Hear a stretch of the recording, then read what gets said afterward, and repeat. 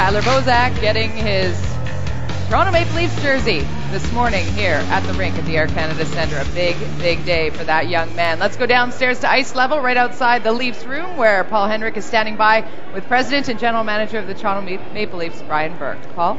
Jody, thank you. Brian, a big week for the hockey team and a big week for those two young men. Is there a similar quality that might pertain to both of these guys that stands out to you right now?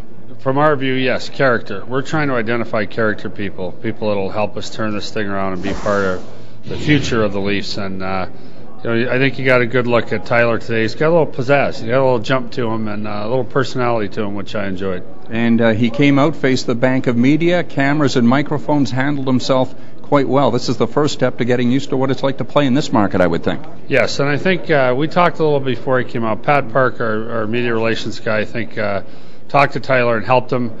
I told him, just relax, be yourself. But, I mean, this kid's from a good family. His parents are wonderful people. He's a smart kid, an excellent student, and you saw a little bit, like I say, a little bit of polish on him, a little bit of enthusiasm there. And it was a good day a good week for us, putting two prospects into the pipeline. Today was a fun day to watch them up there.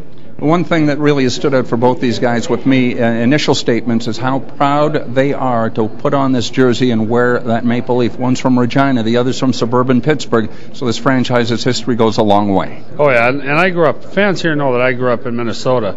I'm telling you, the first day that I worked here, came here, and I put on workout stuff that had Toronto Maple Leaf on it. Workout stuff. I'm 53 years old. I got chills. So it's a special brand. It's something, the Toronto Maple Leaf is special.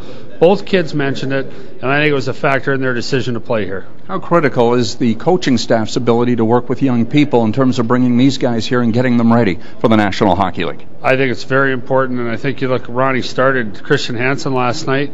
I'm sure he's going to play him a ton again tonight. And I think when the coaching staff shows confidence in young players right away, it makes our sales job a little easier when we're talking to young players, saying about what kind of opportunity they might get.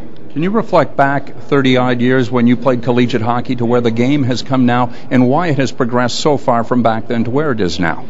Well, the game, I mean, the coaching has improved, the training methods have improved. The biggest change in college hockey is the age of the players. You got to keep in mind, in 1973, when I went to Providence College, just about every freshman in the league that year was a true freshman, 18 years old, right out of high school. Now those kids typically are 20 years old, and they've played junior for a year or two. It's an older age group, more mature, better coached, bigger, the whole bit. So we're getting some marvelous players out. We always have, but we're getting some marvelous players out of college right now. These guys slip through the cracks, and hopefully we can turn them into NHL players. I think we will. Well, the process continues, and, of course, we're looking forward to the draft in Montreal as well. Jody, back up to you. Thank you very much, Paul. And Tyler Bozak obviously has been going through quite the whirlwind here in Toronto, and we got a chance to sit down with him earlier today, and my first question was, does he realize, Tyler, you're not in Denver anymore? Oh yeah, it's definitely settling in now. First day it didn't really settle in, but last night I was laying in my bed and I was like, wow, I'm a Toronto Maple Leaf. And today, after all the stuff that's been happening, it's hit me pretty hard. It must have been incredibly difficult to not be drafted.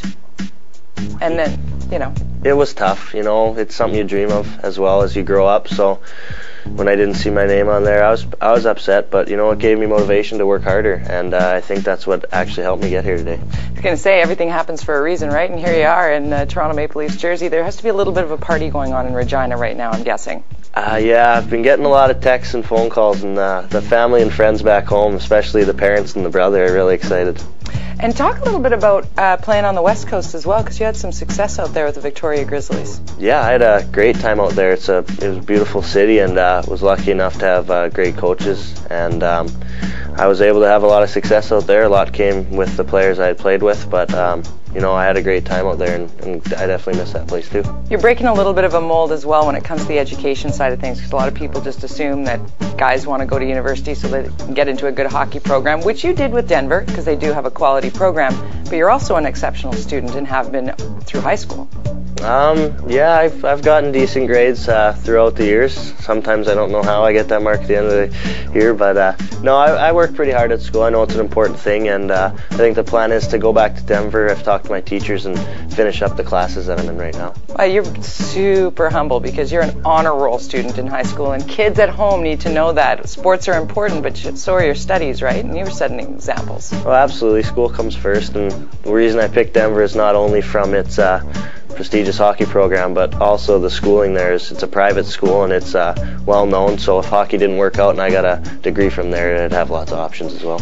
Now you've got some sporting men that you look at as sort of motivation for you to become great at what you do, or they're the guys that you look up to, not just hockey players, but other, I read something, you've got your favorite athlete? Yeah, there's a couple. I'm a big fan of Rafael Nadal. Because? He's a young kid, and he's at top of the game right now, and he battles. I love watching him and Roger Federer in every single final of tennis tournaments. So they just compete so hard, and he obviously works as hard as he can. Yeah. And anyone else? I'm a big golfer, so I like Tiger Woods. He just came off a knee injury like me, so I like to think that I'm going to come back and do what he did last tournament. So roll it in there on that playoff hole and the big fist pump. Yeah, no, he's a hard worker, and he's the best by far. So it's just good to model yourself after someone like that. How's your patience? Brian Burke just told us that you're not going to be playing until you're going to come to camp next year. So are you going to enjoy just watching these Toronto Maple Leafs from the press box? I want to be out there more than anything, that's for sure. Game on Hockey Night in Canada tonight. Something I watched growing up. All my friends and family could watch, but it's the right thing to do. I missed 3 months at the University of Denver, and it was definitely tough, but in the end I think it will pay off to be sitting out for now. Well, Tyler, something tells me they're going to mention you on Hockey Night in Canada tonight. I might have a chance. Maybe even get a shot of you. I think I might. You think? Have a good one. Nice to meet you. Thank you. Cheers. What a nice kid, and got to welcome Mark Osborne to the desk here at Gate 1. And Mark, he's so well spoken, and he faced a lot of media this morning, but he did admit he was a little bit nervous. How much pressure can be on these kids? Well, incredible amount of pressure, but the one thing that I liked about him, and Brian Burke did mention it, about his poise. Here's a kid of character, and that's exactly what Brian Burke is going after. Guys that want to play both ends of the game, in the offensive zone, in the defensive zone. I heard the same thing his coach talk about him, what a great kid that he is. And when you look at these free agent type of signings, this is how you turn a franchise around.